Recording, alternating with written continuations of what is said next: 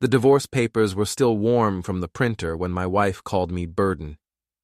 I stood there in our kitchen, the one I'd renovated with my own hands, installing every cabinet, laying every tile, holding the document that would legally end 15 years of my life. Emily didn't even look up from her laptop as she delivered the killing blow. "You wouldn't understand, Ethan. You've never had real ambition." Before we dive deeper into this story, I have one small request. Please subscribe, drop a like, comment, and hit that hype button to boost this channel so more people can discover these incredible Reddit stories. Dr. Emily Carter. That title meant everything to her now. More than the mortgage I'd worked double shifts to pay while she was in medical school. More than the nights I'd held her hair back when the stress made her sick. More than the man who'd built their life from nothing. "Burden," I repeated, tasting the words. "That's what you call the guy who put you through med school?" She finally looked up, her green eyes cold as January. "That was then. This is now. I need to focus on my career without distractions." Distractions. 15 years reduced to distractions. I signed the papers right there, my pen scratching across the line with more force than necessary. Emily's face showed the faintest flicker of surprise. She'd probably expected me to fight, to beg, to make a scene. Instead, I just smiled. "Congratulations, Dr. Carter. Hope your new life works out better than your bedside manner." 3 days later, I was packing my tools when Mrs. Graves from next door knocked on my workshop door. Ruth Graves was 72, nosy as hell, and saw everything that happened on Maple Street. "That fancy red Porsche was here again last night," she said without preamble. "Same one that's been coming around for months.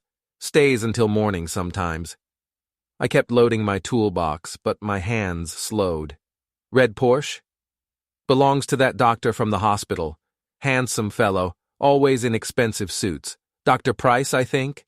Saw his name on some mail that got delivered here by mistake." Dr. Lucas Price.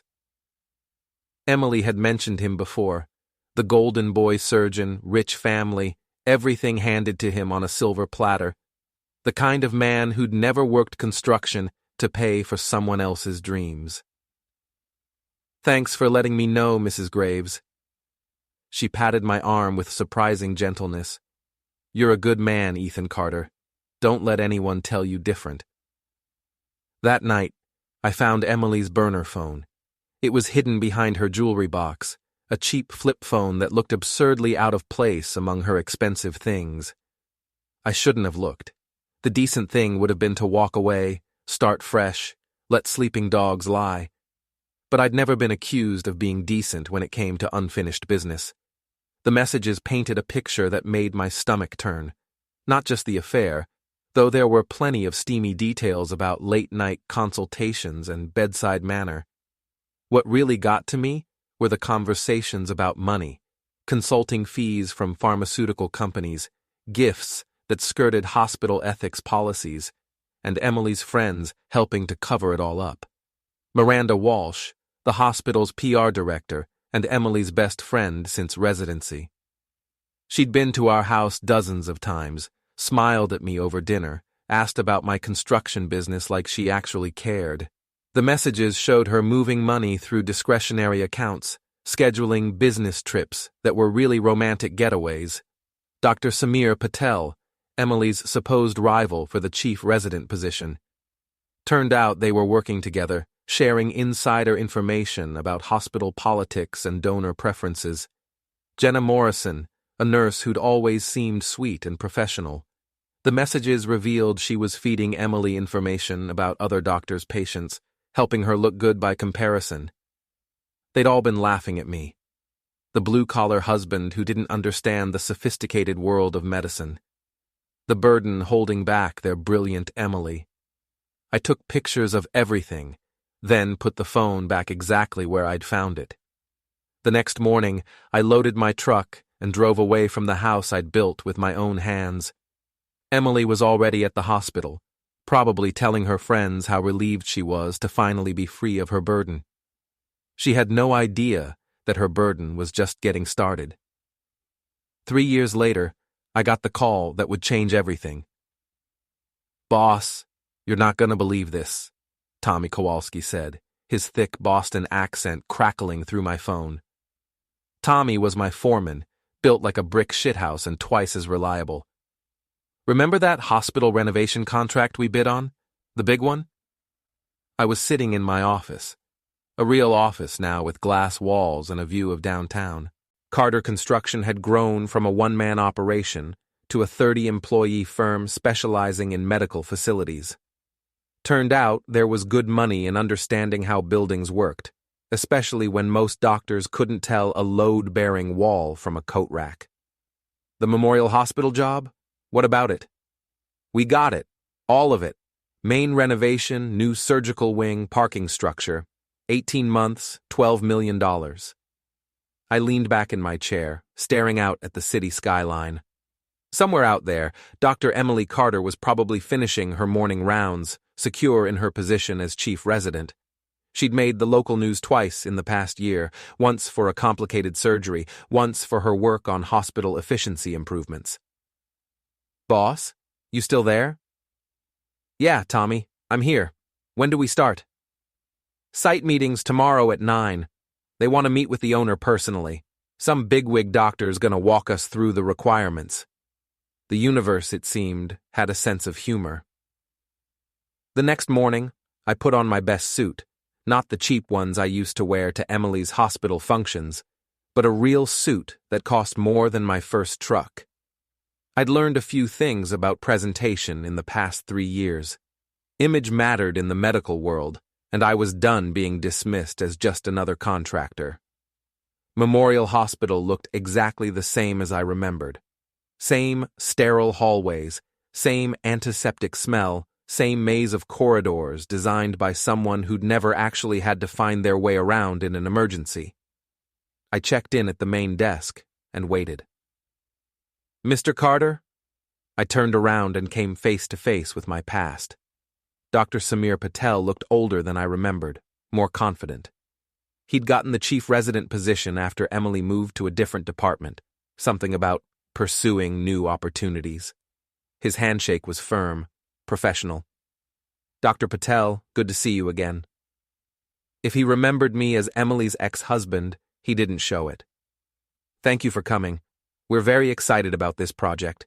Your firm's reputation for medical facility work is impressive."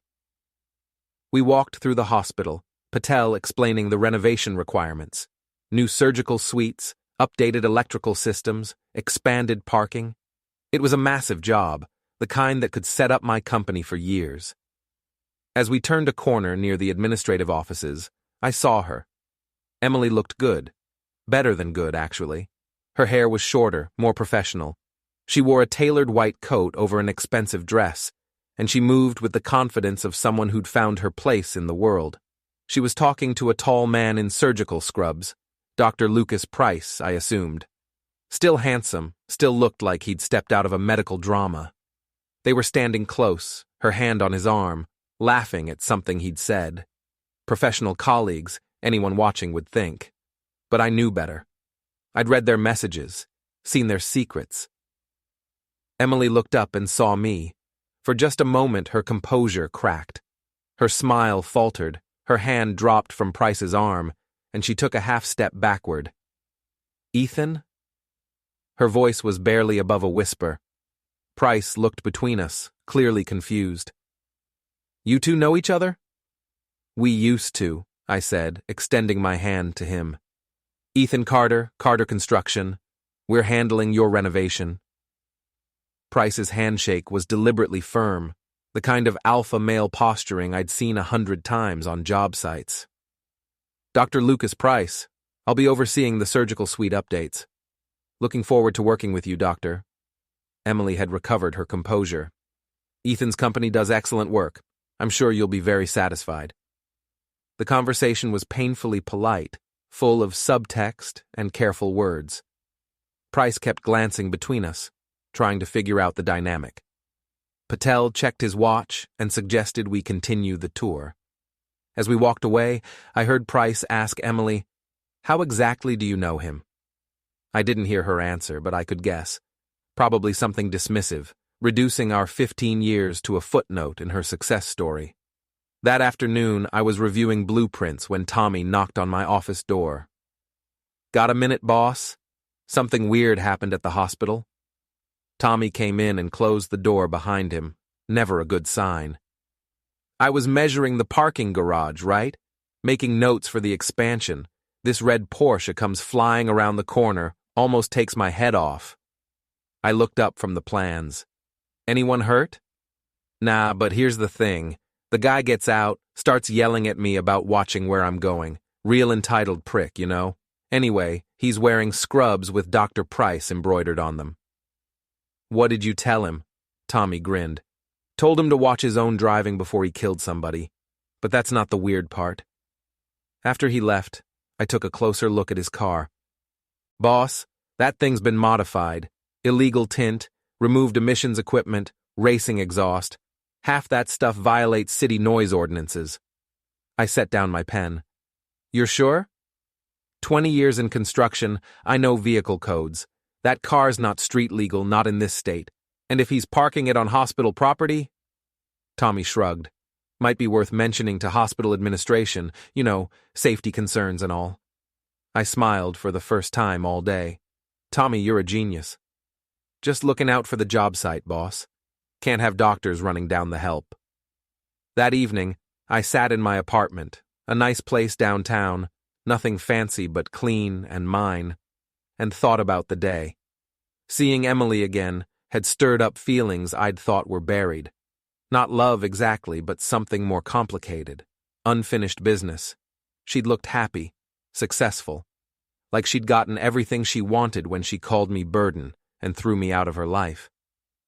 The thing about construction work is that it teaches you patience. You don't build something solid overnight.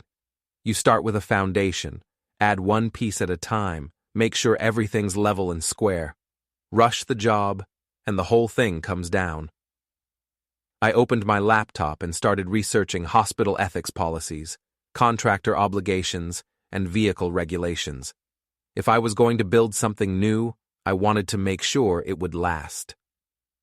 Dr. Emily Carter thought she was done with me, but I was just getting started. The key to Lucas Price's condo was still in my toolbox. Emily had given it to me 4 years ago, back when we were married, and she was house-sitting for her colleague while he was at a medical conference. She'd asked me to fix a leaky faucet. Even then, I was useful for manual labor. I'd forgotten about the key until I was going through old hardware, sorting screws and washers. It was attached to a keychain from some expensive resort, the kind of place Emily and I had never been able to afford. The annual hospital gala was perfect cover. Every doctor, administrator, and major donor would be at the Marriott ballroom, dressed in $1,000 gowns and tuxedos, raising money for new equipment. Emily would be there, of course. She'd made the planning committee this year. Price would be her unofficial date, though they'd arrive separately to maintain appearances. Tommy was waiting in his truck outside Price's building, a 30-story glass tower downtown. "You sure about this, boss? Breaking and entering ain't exactly a misdemeanor." "Not breaking if you have a key," I said, though my hands were shaking slightly. "And I'm not stealing anything, just looking around." "What am I supposed to tell the cops if this goes sideways?" "Tell them you were waiting for your boss to finish a consultation." Tommy laughed despite himself. "Consultation. Right. How long you need?" 30 minutes, tops. If I'm not back in an hour, drive away and forget you were here." Price's condo was exactly what I'd expected. All glass and chrome, expensive furniture that looked like it belonged in a magazine. Floor-to-ceiling windows offered a panoramic view of the city. The kind of place that screamed money and taste, the kind of life Emily had always wanted. I found what I was looking for in his home office. The desk drawers were locked, but I'd learned a few things about security systems in my construction work. A tension wrench and a bent paper clip got me inside in under 2 minutes. The first drawer contained financial records, not just Price's salary, which was impressive, but consulting fees, speaking engagements, and gifts from pharmaceutical companies. Everything carefully documented and, from what I could tell, properly reported. The second drawer was more interesting. Love letters. Dozens of them, from different women over the past 5 years. Nurses, residents, even a few attending physicians, all written in the same breathless, infatuated tone, all thanking him for his guidance and mentorship. Emily's letters were in a separate folder. Reading them made my stomach turn. Not just because of the explicit content, though there was plenty of that, but because of the tone. Emily wrote like a teenager with her first crush, gushing about how Price made her feel alive and appreciated. How her husband didn't understand her ambitions, how she felt trapped in a life that was too small for her dreams. One letter, dated 6 months before she'd asked for the divorce, was particularly brutal. Sometimes I look at Ethan and wonder what I was thinking. He's a good man, but he's so limited. He'll never understand what it means to save lives, to be part of something important. I need more than he can give me. I photographed everything with my phone, then kept looking. The third drawer contained a laptop and some external hard drives. I powered up the laptop, expecting password protection, but Price was apparently too arrogant for basic security. The desktop opened immediately. What I found there changed everything. Price had been recording his encounters. Hidden cameras in the bedroom, the living room, even the bathroom. Dozens of videos, carefully labeled with dates and names. Emily appeared in at least 20 files, dating back almost 2 years. But she wasn't the only one. Price had been systematically seducing and recording female colleagues, then using the footage for leverage.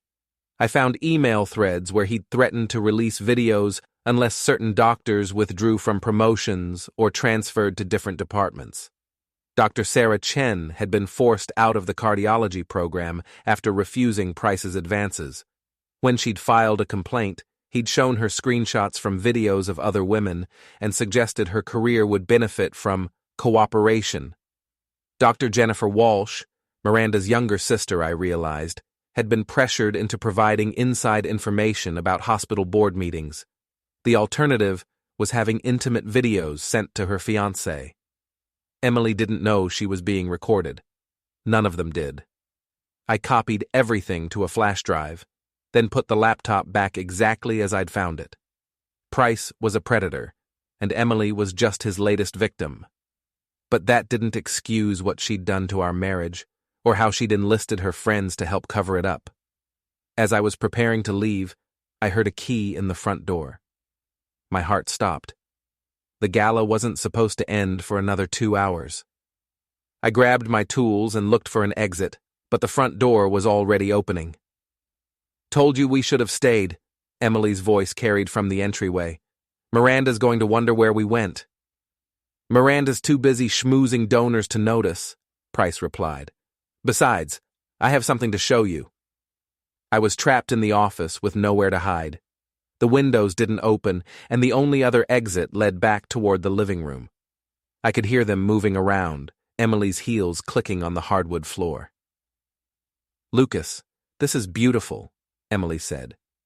"Is this new?" "Picked it up at an auction last week. Thought you'd appreciate it." They were in the living room, probably looking at some expensive piece of art. I had maybe 30 seconds before they moved deeper into the condo. The office had a closet, not much of a hiding spot, but better than standing in the open. I squeezed inside just as footsteps approached the office. "I need to grab something from my desk," Price said. Through the crack in the closet door, I watched him open the same drawer I'd just searched. He pulled out a small velvet box, jewelry, probably a necklace or earrings, the kind of gift that would make Emily feel special, chosen. "Emily, come here." She appeared in the doorway, still wearing her gala dress, a stunning black number that probably cost more than my first car. Price opened the box, revealing a diamond bracelet that caught the light like captured stars. "Lucas, I can't accept this. It's too much." "Nothing's too much for you." He fastened the bracelet around her wrist, then pulled her close. You deserve beautiful things, Emily. You deserve to be appreciated. They kissed, and I had to close my eyes. Not because of jealousy, that ship had sailed 3 years ago, but because I knew something Emily didn't. She thought she was special, that Price saw something unique in her. In reality, she was just another conquest, another video file on his laptop. We should get back, Emily said after a moment. People will notice we're gone. Let them notice. I'm tired of hiding. You know we can't go public yet, not until I make department head. The hospital has policies about relationships between what? Two consenting adults? Emily, you're not my student or my subordinate. We're colleagues. It's complicated and you know it. Just give me 6 more months to establish myself, then we can be open about this. 6 months. Plenty of time to build a case. They left a few minutes later, Emily's laughter echoing from the hallway. I waited another 10 minutes before emerging from the closet, my legs cramped and my mind racing. Tommy was still waiting in the truck, reading a newspaper and listening to the radio. How'd it go, boss? Better than expected. And worse. That's supposed to make sense? I buckled my seatbelt and stared up at Price's building. Lights were on in windows throughout the tower, other people's lives, other people's secrets. Tommy, what do you know about hospital ethics committees? Nothing, and I plan to keep it that way. Why? Just curious. Drive me home, will you? I've got some research to do. That night, I sat in my apartment with a bottle of beer and a legal pad, planning my next moves. I had evidence of Price's predatory behavior, documentation of Emily's affair, and proof of financial improprieties involving Miranda and others. But evidence wasn't enough. I needed a plan that would expose the truth without destroying innocent people or landing me in jail. Price was the real villain here. Emily and her friends were guilty of betrayal and poor judgment, but they weren't criminals. Well, probably not criminals. I opened my laptop and started researching hospital accreditation standards, ethics policies, and whistleblower protections. If I was going to bring down Dr. Lucas Price and his network of enablers, I needed to do it right. The foundation was laid.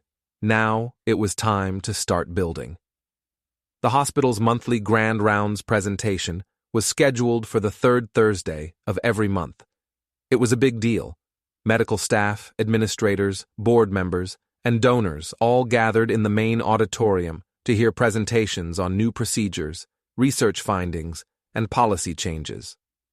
This month's theme was Excellence in Patient Care and Professional Ethics. Emily was the keynote speaker. I learned this from Malcolm Chen, the hospital's IT director, and Sarah Chen's older brother. Malcolm had reached out to me through professional channels, ostensibly to discuss network infrastructure for the renovation project. But our conversation quickly turned personal.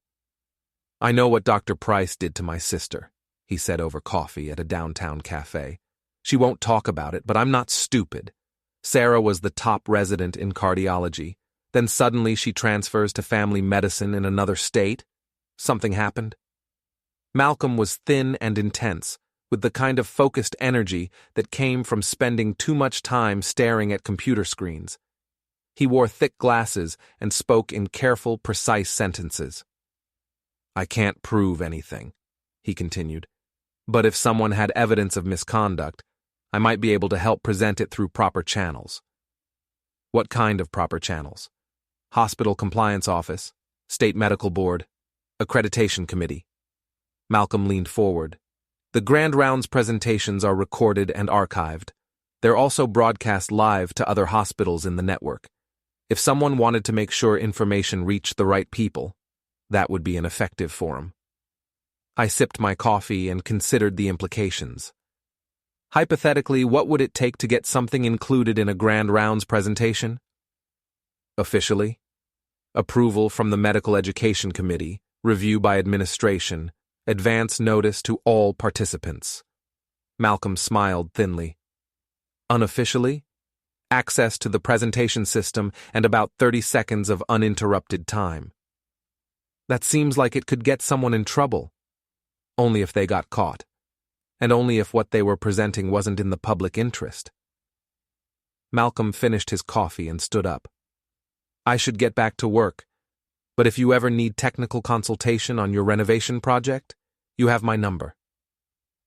2 weeks later, I was back in the hospital for a progress meeting. The renovation was going well. My crew had finished the electrical upgrades ahead of schedule, and the new surgical suite was taking shape. Tommy had the work site running like clockwork, and even the doctors seemed impressed with our professionalism. I was reviewing blueprints with Dr. Patel when we ran into Emily and Price in the hallway outside the administrative offices. "Ethan, good to see you again," Emily said. Her smile was polite, but strained. "How's the project coming along?" "Right on schedule. Your surgical suites should be ready for inspection next month." Price stepped closer, and I caught a whiff of expensive cologne. "I've been meaning to thank you for your crew's discretion. Construction can be disruptive, but your people have been very professional. We aim to please, Doctor." There was something in Price's tone that bothered me, a hint of condescension like he was talking to the help. Emily seemed to sense it too, because she quickly changed the subject. "Are you planning to attend grand rounds next week? We're presenting some exciting new protocols." "Wouldn't miss it," I said. "Always interested in learning how the medical side of things works." Price's smile didn't reach his eyes. "It might be a bit technical for a layperson. I'll try to keep up." After they left, Patel shook his head. "Price can be a bit intense. Brilliant surgeon, but he has strong opinions about hospital hierarchy." "What kind of opinions?" "Let's just say he believes everyone should stay in their lane." Patel glanced around to make sure we weren't overheard. "Between you and me, there have been some complaints. Nothing official, but some of the female residents have mentioned feeling uncomfortable around him." "Uncomfortable how?" "Inappropriate comments, unwanted attention, the usual power dynamic issues you see in high-pressure environments." Patel sighed. "It's hard to address without specific allegations, and most residents are afraid to speak up. Their careers depend on evaluations from senior staff." I filed that information away and changed the subject back to construction schedules. But I was thinking about Sarah Chen and Jennifer Walsh, and all the other women whose careers had been derailed by Lucas Price's predatory behavior. The night before grand rounds, I met Malcolm in the hospital parking garage after hours. He handed me a flash drive and a detailed floor plan of the auditorium. "The presentation system is controlled from a booth at the back of the room," he explained. "Security camera coverage has a blind spot near the emergency exit. You'll have about 2 minutes between the opening remarks and the first scheduled presentation. What about afterward? Depends on what you're planning to show. If it's what I think it is, there probably won't be much of an afterward. At least not for Dr. Price." Malcolm drove away, leaving me alone in the concrete maze of the parking garage. Tomorrow, Emily would stand in front of her colleagues and peers, talking about professional ethics and patient care. She had no idea that her lover was a predator, or that her friends had been helping to cover up his crimes. Part of me felt sorry for her. She'd been manipulated just like the others, seduced by someone who saw her as nothing more than another conquest. But then, I remembered the divorce papers, the casual cruelty of being called burden, the years of sacrifice that had been dismissed as insignificant. Emily had made her choices. Tomorrow she'd live with the consequences. The Grand Rounds auditorium was packed. I counted at least 200 people: doctors, nurses, administrators, medical students, and various support staff. The hospital board members sat in the front row, distinguished older men and women who controlled millions of dollars in funding and policy decisions. Emily looked confident as she took the podium. She wore a navy blue suit that projected authority, and her presentation slides were crisp and professional. The topic was maintaining professional standards in a competitive environment. Ironic, considering what I was about to reveal. "Excellence in patient care begins with excellence in professional conduct," Emily began. As healthcare providers, we hold ourselves to the highest ethical standards, both in our medical practice and in our personal relationships with colleagues. Price was sitting in the third row, nodding approvingly. Miranda Walsh was in the back, probably preparing to spin whatever media coverage emerged from the presentation. Dr. Patel sat with other department heads taking notes. I waited until Emily was 10 minutes into her presentation, then slipped out through the emergency exit. The hallway was empty. Everyone was either in the auditorium or busy with patient care. Malcolm's floor plan was accurate. The security camera blind spot gave me a clear path to the presentation booth. The booth was unlocked and unattended. Hospital events were usually low-security affairs, and no one expected disruption at a medical education session. I plugged in Malcolm's flash drive and accessed the presentation system. It took 30 seconds to upload the files and queue them for automatic playback. Another 30 seconds to set the timing and return to my seat in the auditorium. Emily was still talking about professional ethics, completely unaware that her world was about to collapse. In conclusion, Emily said, maintaining trust between colleagues requires transparency, honesty, and respect for appropriate boundaries. These principles aren't just guidelines, they're the foundation of everything we do as medical professionals. The audience applauded politely. Emily smiled and prepared to introduce the next speaker, a cardiologist discussing new surgical techniques. Instead, the projection screen filled with a video of Lucas Price's bedroom. The reaction was immediate and devastating.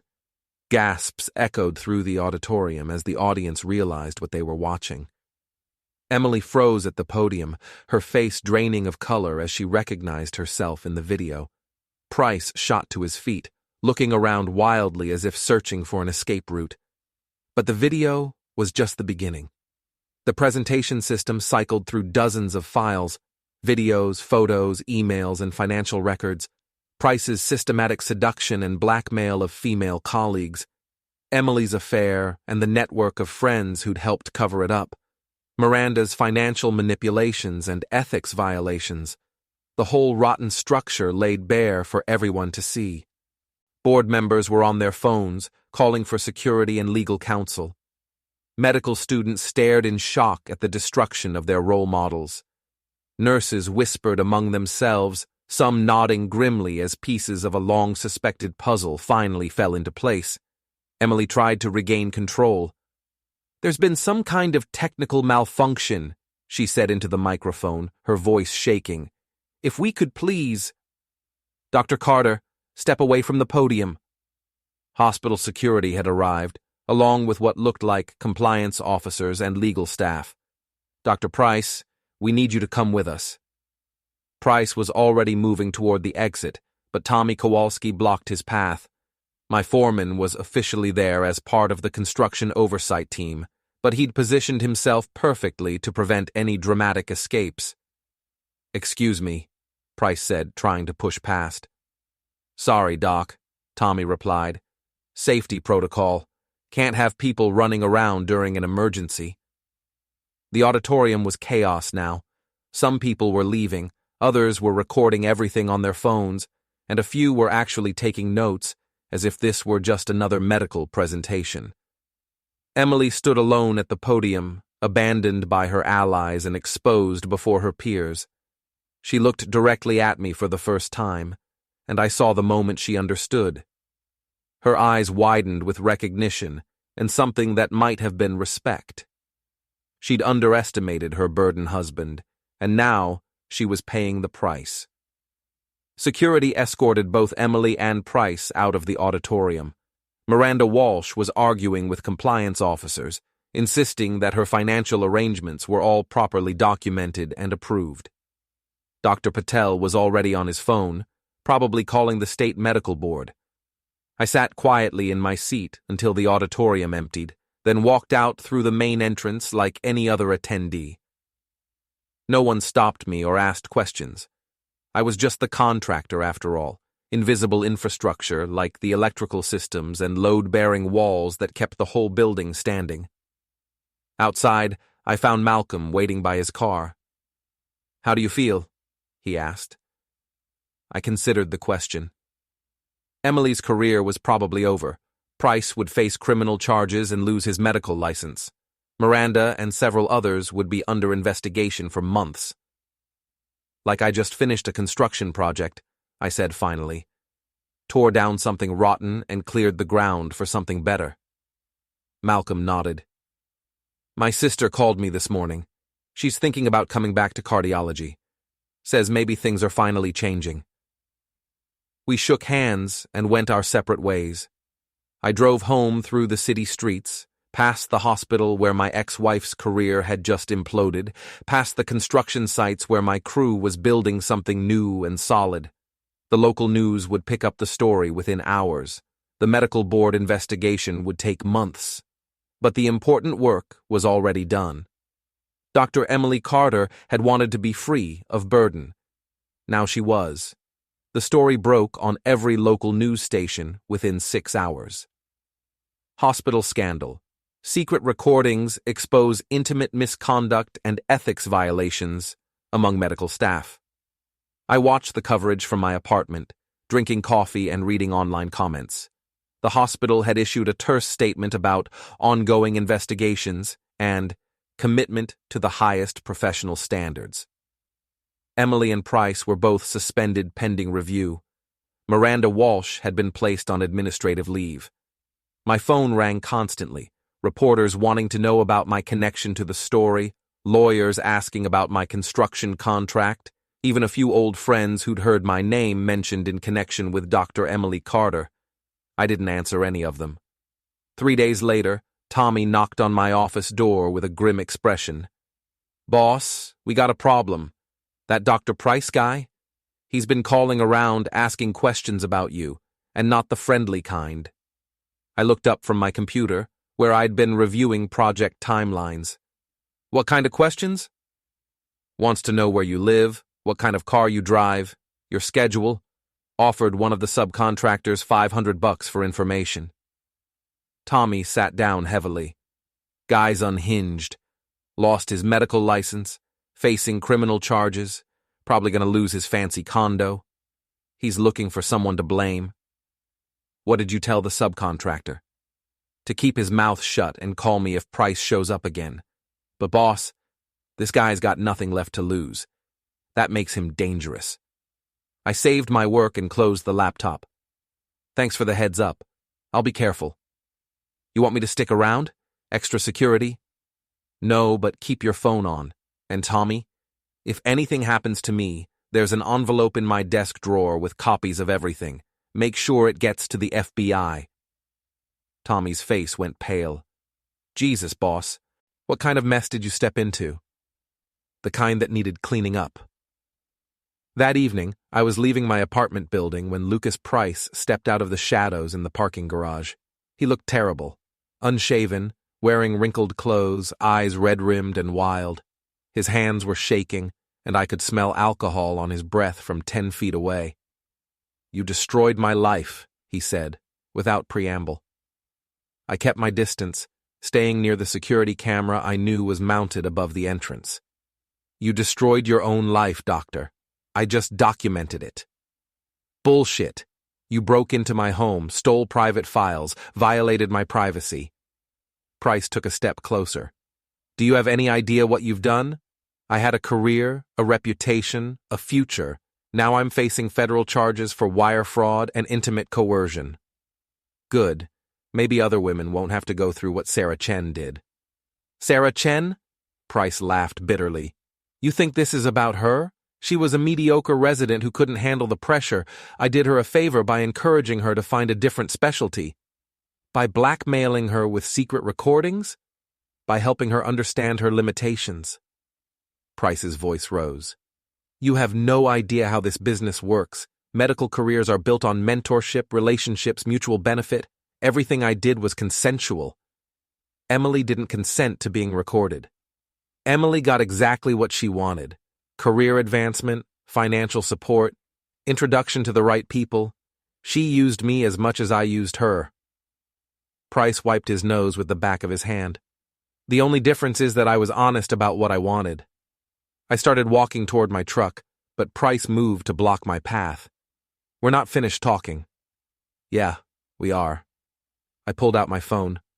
Security? This is Ethan Carter in the parking garage. I need assistance with an intruder. Price grabbed my wrist, trying to take the phone. You're not calling anyone. That was his mistake. I'd spent 20 years in construction, working with tools and machinery that could kill you if you weren't careful. My hands were strong from years of manual labor, and my reflexes were sharp from avoiding accidents on job sites. Price was a surgeon, precise, delicate work that required steady hands and fine motor control. But he'd never been in a real fight, never had to defend himself against someone who wasn't impressed by his credentials or intimidated by his status. I twisted out of his grip and shoved him backward. He stumbled and fell, his expensive shoes slipping on the concrete floor.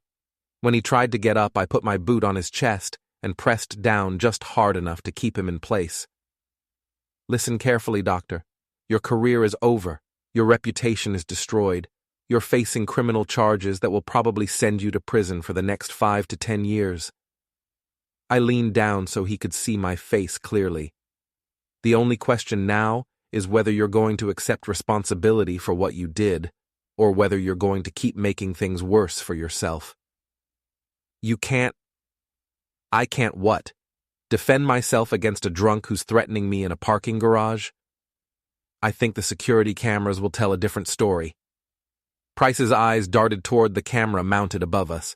For the first time, he seemed to realize how this would look to anyone watching the footage. Here's what's going to happen, I continued.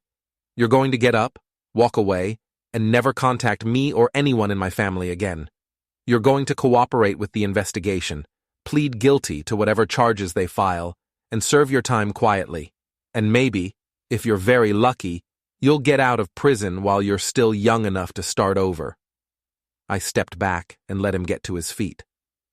Price straightened his clothes and tried to recover some dignity, but he looked like exactly what he was, a broken man who'd finally been held accountable for his actions. This isn't over, he said, but there was no conviction in his voice. Yes, it is. You just don't know it yet. Price walked away without another word. I waited until his car left the garage, then went upstairs to my apartment and poured myself a drink. The next morning brought news that Lucas Price had been arrested trying to board a flight to Mexico. Apparently, he'd decided that fleeing the country was preferable to facing trial. The FBI had been monitoring his movements since the hospital scandal broke, and they'd been waiting for him to make exactly that kind of mistake. Emily called me that afternoon. "Can we talk?" she asked. Her voice sounded small, tired. "Please?" We met at a coffee shop downtown, neutral territory where neither of us had any history. Emily looked older than I remembered, worn down by stress and public humiliation. She ordered tea and sat across from me like we were strangers. "I know you're responsible for what happened at the hospital," she said without preamble. "Are you asking me to confirm that?" "I'm asking you why." I studied her face, looking for traces of the woman I'd married 15 years ago. She was still there, underneath the professional polish and defensive armor, but changed in ways that went deeper than appearance. "You called me burden," I said finally. 15 years of marriage, and that's how you saw me. Not as a partner or a friend, but as something holding you back from the life you really wanted. I was angry. I said things I didn't mean. Did you mean the divorce papers? Did you mean the affair? Did you mean letting your friends help you cover it up while you spent 3 years building a life with another man? Emily stared into her tea. Lucas wasn't what I thought he was. No, he wasn't. He was a predator who targeted vulnerable women and used them for his own gratification. But you didn't know that when you started sleeping with him, did you? You just knew he was successful and wealthy and could give you things I couldn't. That's not fair. Fair? I laughed, but there was no humor in it. Emily, you threw away our marriage for a man who was secretly recording your intimate moments and planning to use them against you if you ever became inconvenient. You enlisted your friends to help you hide an affair while you were still married to me. You took gifts from pharmaceutical companies and used hospital resources for personal benefit. What part of any of that was fair? She was crying now, quiet tears that she wiped away with a paper napkin. I made mistakes, I know that. But did you have to destroy everything? My career, my reputation, my friends? I didn't destroy anything. I just revealed what was already there. I leaned forward. Emily.